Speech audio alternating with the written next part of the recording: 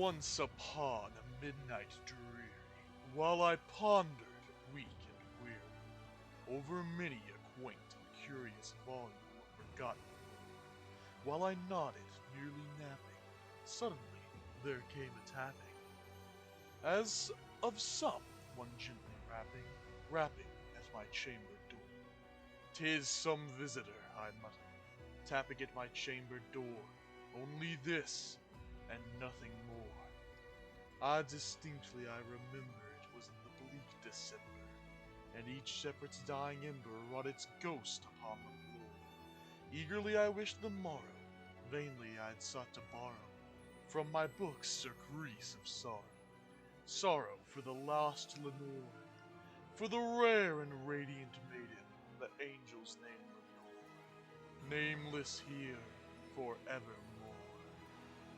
And the silken, sad, uncertain rustling of each purple curtain thrilled me, filled me with fantastic terrors never felt before.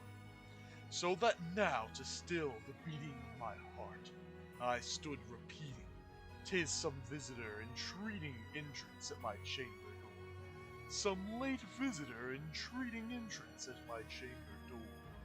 This is it, and nothing more." Presently my soul grew stronger, hesitating then no longer. "Sir," and I, or "Madam, truly your forgiveness I implore. But the fact is I was napping, and so gently you came rapping, and so faintly you came tapping at my chamber door, that I scarce was sure I heard you. Here I opened wide the door. Darkness there, and nothing more. Deep into that darkness peering, long I stood there wondering, fearing, doubting, dreaming dreams no mortal ever dared to dream before. The silence was unbroken, and the stillness gave no token, and the only word there spoken was the whispered word, "Lenore." This I whispered, and an echo murmured back the word, "Lenore." Merely this, and nothing more. Back into the chamber turning, all my soul within me burning. Soon again I heard a tapping somewhat louder than before. "Surely," said I, "surely that is something at my window lattice. Let me see then what thereat is, and this mystery explore. Let my heart be still a moment, and this mystery explore. 'Tis the wind and nothing more." Open here I flung the shutter, when, with many a flirt and flutter, in there stepped a stately raven of the saintly days of yore, not the least of business made, not a minute stopped or stayed, but with mine of lord or lady perched above my chamber door, perched upon a bust of Pallas just above my chamber door, perched and sat, and nothing more. Then this ebony bird beguiling my sad fancy into smiling, by the grave and stern decorum of the countenance it wore, "Though thy crest be shorn and shaven, thou," I said, "art sure no craven, ghastly grim and ancient raven, wandering from the nightly shore. Tell me what thy lordly name is on the night's Plutonian shore." Quoth the raven, "Nevermore."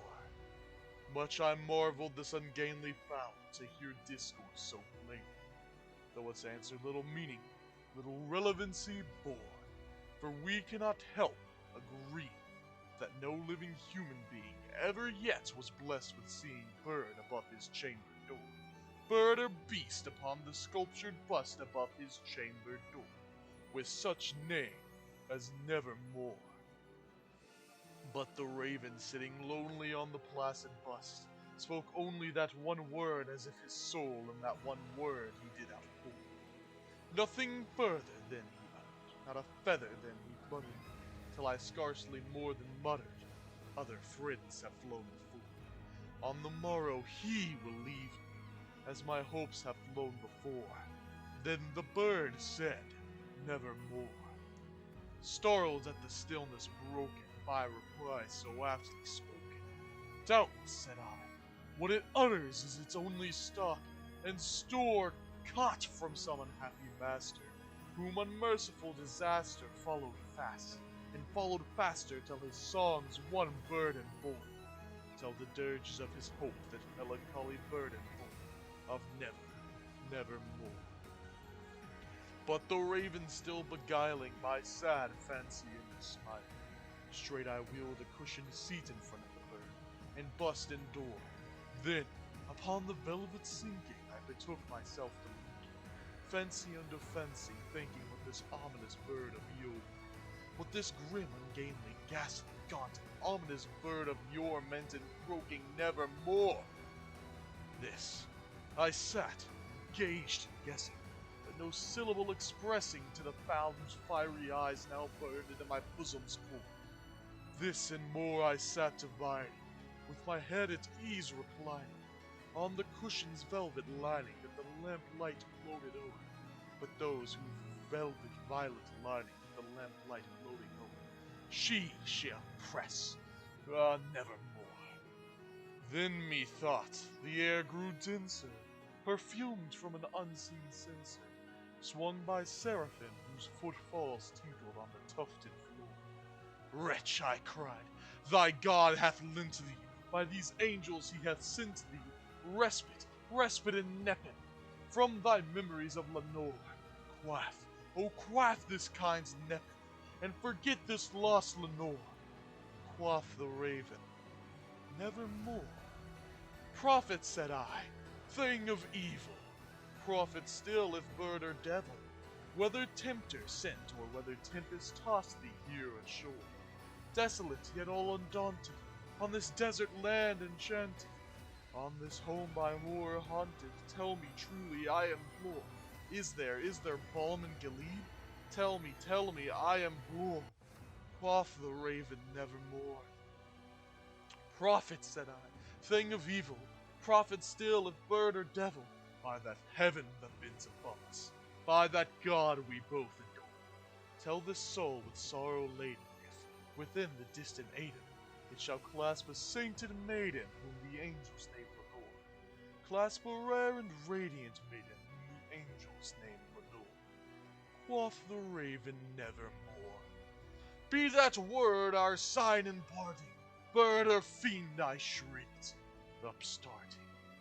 Get thee back into the tempest and the night's Plutonian shore. Leave no black plume as a token of that lie thy soul hath spoken. Leave my loneliness unbroken. Quit the bust above my door.